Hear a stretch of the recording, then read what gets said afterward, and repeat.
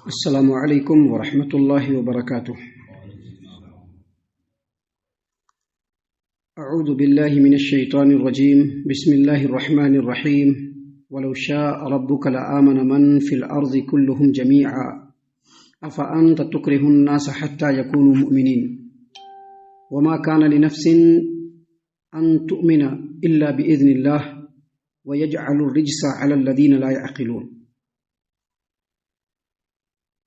اور اے محمد صلی اللہ علیہ وسلم، اگر آپ کا رب چاہتا تو جو لوگ بھی زمین میں ہیں سب کے سب ایمان لے آتے، تو کیا آپ لوگوں کو ایمان لانے کے اوپر مجبور کر دیں گے؟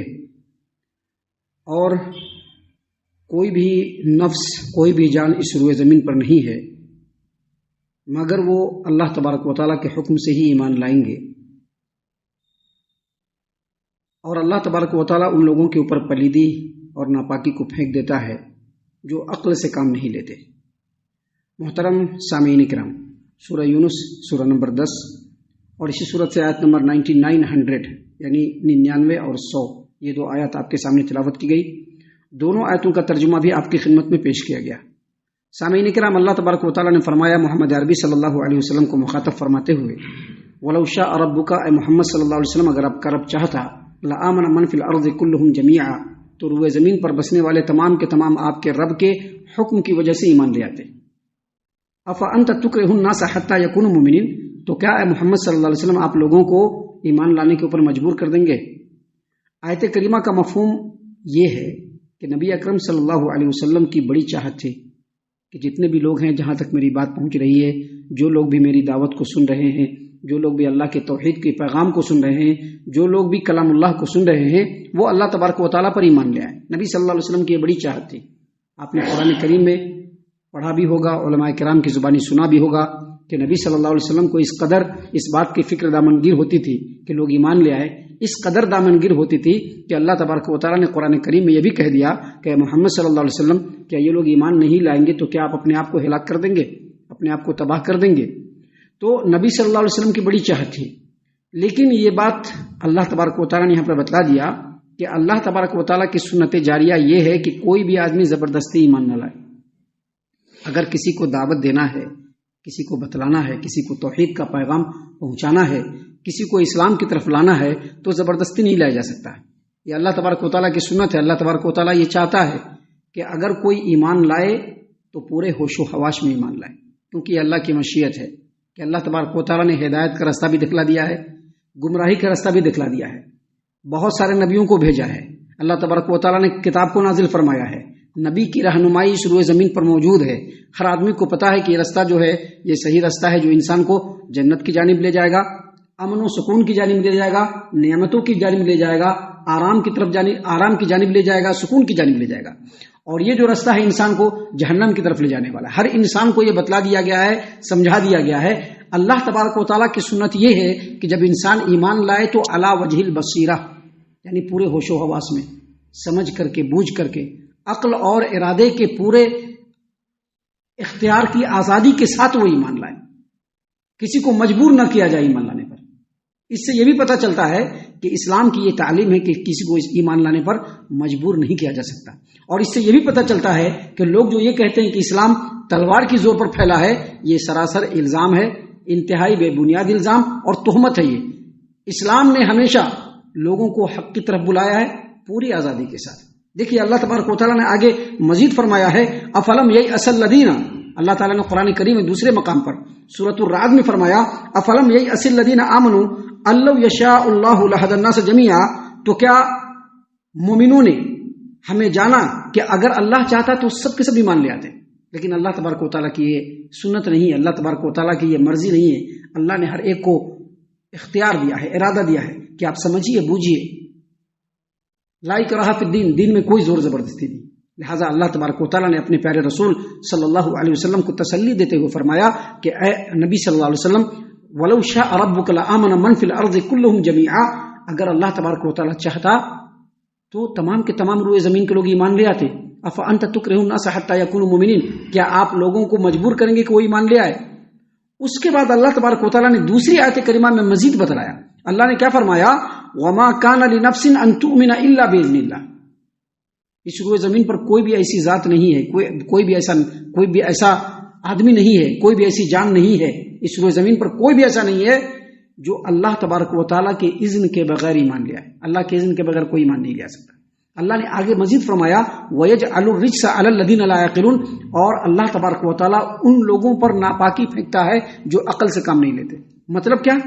مطلب اس آیت کریمہ کا یہ ہے کہ اس روئے زمین پر اگر کوئی ایمان لانا چاہتا ہے یا کچھ بھی کرنا چاہتا ہے نیکی کا کام، تو اللہ کی توفیق کے بغیر نہیں کر سکتا ہے. لیکن اللہ کی توفیق کس کو ملے گی؟ اللہ کی توفیق اسی کو ملے گی جو چاہت رکھے گا.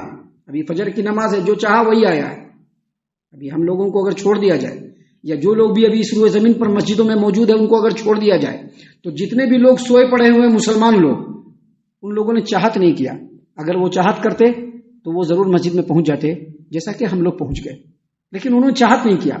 اسی طرح سے ایمان لانے کے معاملے میں بھی اللہ تبارک و تعالیٰ انہی لوگوں کو ایمان کی توفیق دیتا ہے جو ایمان کی تلاش میں ہوتے ہیں، ایمان کے بارے میں ان کے اندر فکر دامنگیر ہوتی ہے. جب وہ اللہ کے کلام پر، اللہ کی آیتوں پر، اللہ کی نشانیوں پر ہر طرح سے ذہن کو خالی کر کے، تمام مذہبی تعصبات سے اپنے آپ کو پاک کر کے، اپنے عقل و ہوش کو بالکل کھول کر کے، ادھر ادھر کے نظریات سے بالکل ہٹ کر کے، یہ دل میں خیال رکھتے ہوئے کہ میرا رب مجھ کو صحیح رستہ دکھلا دے، وہ اللہ کی آیتوں پر غور کرتا ہے، اللہ کے کلام پر غور کرتا ہے، اللہ کے قرآن کے آیتوں پر غور کرتا ہے، اس کے معنی اور مفہوم پر غور کرتا ہے، تو اللہ تبارک و تعالیٰ ضرور بھی ضرور اس کو ہدایت کا رستہ دکھلا دیتا ہے. آج آپ دیکھیں دنیا میں توحید پر چلنے والے لوگ بہت تھوڑے ہیں. اس کی وجہ کیا ہے؟ لوگوں نے اپنے آپ کو آبائی تقلید میں باندھ کر کے، ہمارے باپ دادا ایسا کرتے ہوئے ہیں. جو لوگ اپنے باپ دادا کی تقلید میں پڑے ہوں گے، جو لوگ مذہبی تعصبات میں پڑے ہوں گے، جو لوگ ادھر ادھر کے نظریات میں پڑے ہوں گے، اپنے آپ کو اس میں جکڑے رہے ہوں گے. اللہ نے کہا وَيَجْعَلُ الرِّجْسَ عَلَى الَّذِينَ لَا يَعْقِلُونَ، جو عقل سے کام نہیں لیتے اللہ تبارک و تعالیٰ ان کے اوپر ناپاکی پھینک دیتا ہے. مطلب کیا؟ اب وہ ایمان نہیں لائیں گے. مطلب یہ ہے کہ جو لوگ آبائی تقلید میں، باپ دادا کی تقلید میں پڑے ہوئے ہیں، جو لوگ مذہبی تعصبات میں نہیں، ہم لوگوں نے اپنے بڑوں کو ایسا کرتے ہوئے دیکھا ہے، ہم لوگ یہی رستہ اختیار کریں گے. جو لوگ اس چکر میں پڑے ہوئے ہیں، اپنے ذہن کو ادھر ادھر کے نظریات میں بھٹکائے ہوئے ہیں اور اللہ کی آیتوں پر غور و فکر نہیں کر رہے ہیں، اللہ ان لوگوں کو توفیق دینے والا نہیں. اللہ توفیق کن کو دے گا؟